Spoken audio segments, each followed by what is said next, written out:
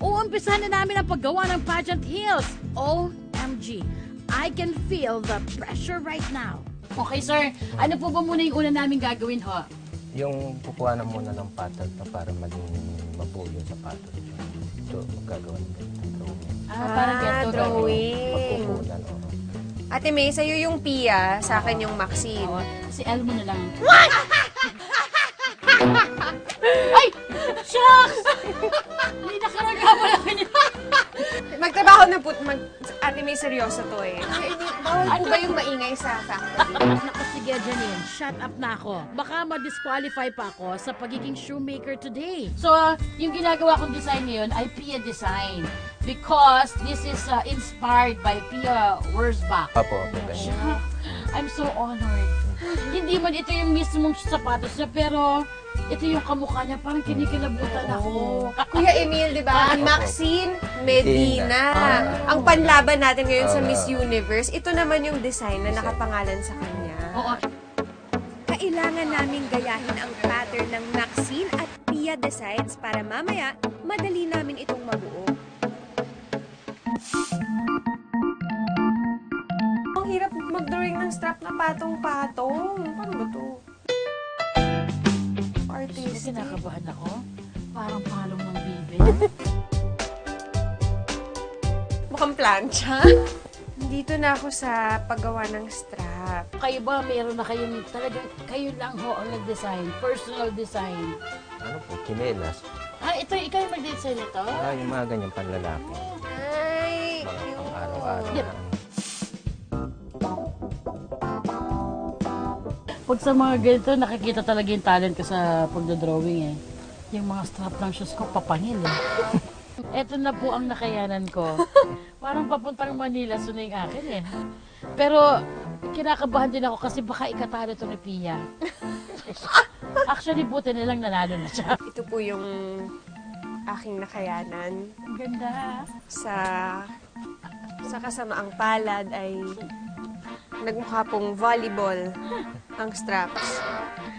Kaya, Sir Jojo, if ever gusto niyong gumawa ng rubber shoes, tawagan niyo lang po ako. Kuya Emil, ano naman po tong step 2 sa paggawa ng heels? Sa ano po tayo sa entrada? Susukat. Ano po yung ginagamit niyo, Kuya Emil? Sa prosesong ito, ititrace ang mga pattern ng sapatos sa leather o tela bago ito gupitin. Akalain mo, mano-mano pala lahat. Simula sa pag-drawing ng pattern. Tig-dalawa din po nito. Opo, para Malamang dalawa yung sapatos. Shucks, I'm some kind of frustrated sa ginagawa ko. Dalawa sa sapatos. Tingnan mo naman ang dumi. What? Tapos lampas-lampas pa. Kailangan siguro hawakan mong mabuti o kaya relax ka lang. Yung akin talagang pumapasok yung ballpen eh. Yun yung nahihirapan ako. Akala mo din madali pero kailangan din maingat ka. Ate May, are you ready for the question and answer portion? Ate May, ikaw hindi mo ba pinangarap na maging Miss Universe? Grabe ka naman. Nakakatakot naman yung tanong mo. Parang wala naman akong pangarap. Wala. Siguro dahil alam ko na yung ano ko, yung height ko. Bakit Tapos? naman, Ate May? You've got the beauty! Wow! You've got the Oh brains! my God! Ako na magtatapos ng mga gagawin mo. Yeah. Kung makapambola itong si Janine, wagas naman. Ikaw ang gusto kong tanungin. Wala ba sa yung mga nanliligaw na sumali ka kahit man lang sa Miss Cubao, ilalim, mga ganyan? Wala naman. Hindi ko kasi talaga hilig eh. Pero Meron. hilig ko talaga manood.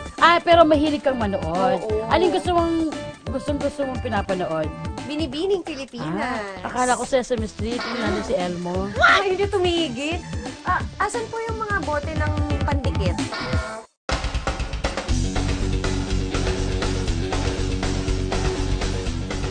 Ayun, nagugupit na ako. Sabi ni Kuya Emil, kailangan daw ng allowance. Bakit po ba kailangan ng allowance, Kuya Para Emil? pagtahi. Kuya Emil, ilang sapatos na gagawa niyo sa isang araw? Ano, nakaka-15. 10. 15? Oo. Ang dami. Bigyan mo ng alawa. Ay, ano po, saan po? Ni! Di ba pattern na to? Hindi, para pag-aaporo. Yung isa. Paano yun? Ate May, Kakasabi ko lang, di ba? Halaka. Si Janine, halos perfect yung gawa niya, di ba? Ako, meron akong isang mali. Yun, syempre, nakakasad na ako, masasayang ata to. Kuya Emil, pasisweldohan mo po ba kami? I'm done, Ate May. Shucks! Wait a minute. Ate May, Yeah. do you feel any pressure right now? Yes. Sa sobrang pressure, naku, nagutom tuloy ako. Ate, mamaya pa yung lunch break. Ay! Ayan! Wala. Eto na, nandito na kami sa Department of Arreglo. Okay, sige. So, dito wala na kailangan mga sampina kasi areglohin na natin, di ba po? Papahiran namin ng Parker o pandikit ang mga ginupit naming pattern. O, ito na rin, sir. So, ibig sabihin po, mild version to ng rugby. Oh, may style eh. Wow! Talagang mano-mano. Biruin mo, kinakamay mo, kinakaukaw mo yung Parker, tsaka mo ipupunas dun sa pattern, and then, ilalagay mo na yung cotton tape. Cotton tape. Ang tawag ko dito ay cotton tape. Pero yung kanyang texture, parang sintas ng sapato. Di ko kasi alam nung una na dapat pala maggaling at talagang plakado yung pagkalagay mo ng glue. So yung sa akin, ayaw dumikit nung una. Kaya, kinuha ko yung kay nanay. At pinalitan ko at inayos niya yung sa akin at ginamit ko yung kanya na maayos na maayos. Grabe, no? Pasensya na, Ate Alam May, yun, hindi ko ha? nasabi sa'yo ng... Katabi ko lang yan, hindi ko yan nakita, ha?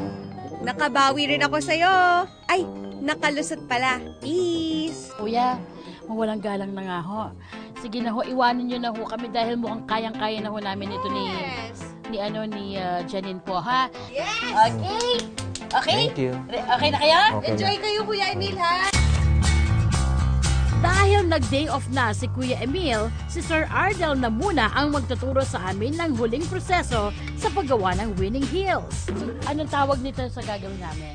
Pagsusuplak na yung gagawin. Suplak! Suplak! Ang cute! Suplakin kita, ha? Ganun, diba?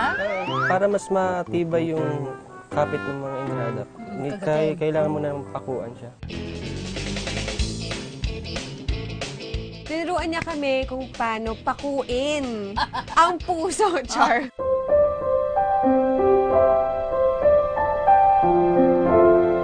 Char. Kung paano pakuin yung mga areglo na ginawa natin para talagang secure na secure siya dun sa mga sapatos. And Sir Ardel, ano naman, si Ate May, turuan mo kasi parang hindi pa siya Kaya na sanay. yan. Kanya nga to eh. Kanya-kanya ito. Pag si Janine din, ha? Ay!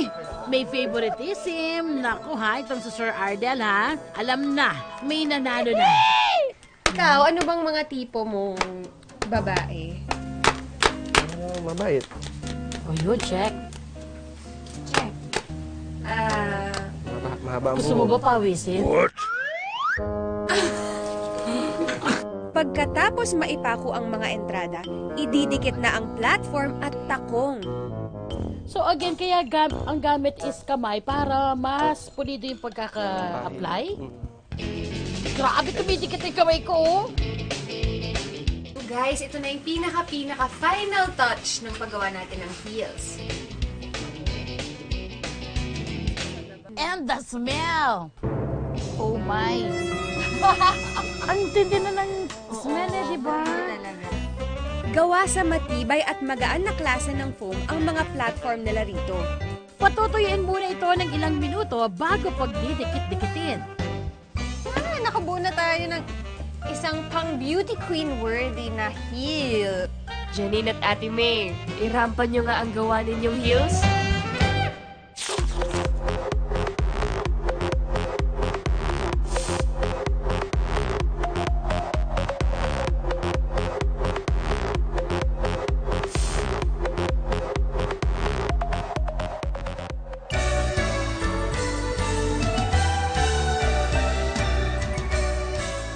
Hi! I'm May Bautista with a vital statistic of 24, 54, and 104. Nakatira sa Cubao Ilalim, Philippines! Mabuhay!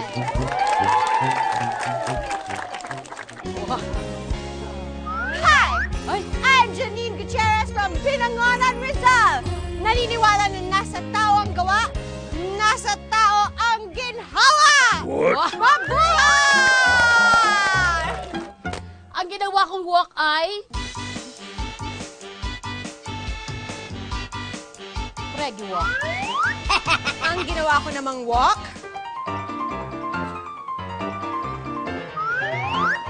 tappy lock. Pasado naman sa criteria for judging ang ginagawa ninyong sapatos. Kaya, pareho kayong wagi. Talagang kahit ano yung trabaho mo, dapat talaga pagbutihan mo. Kaya gumagawa ka ng sapatos, kaya gumagawa ka ng bahay. Talagang kailangan na do your best kasi talagang lalabas yun eh. At saka makikita yun sa quality ng ginagawa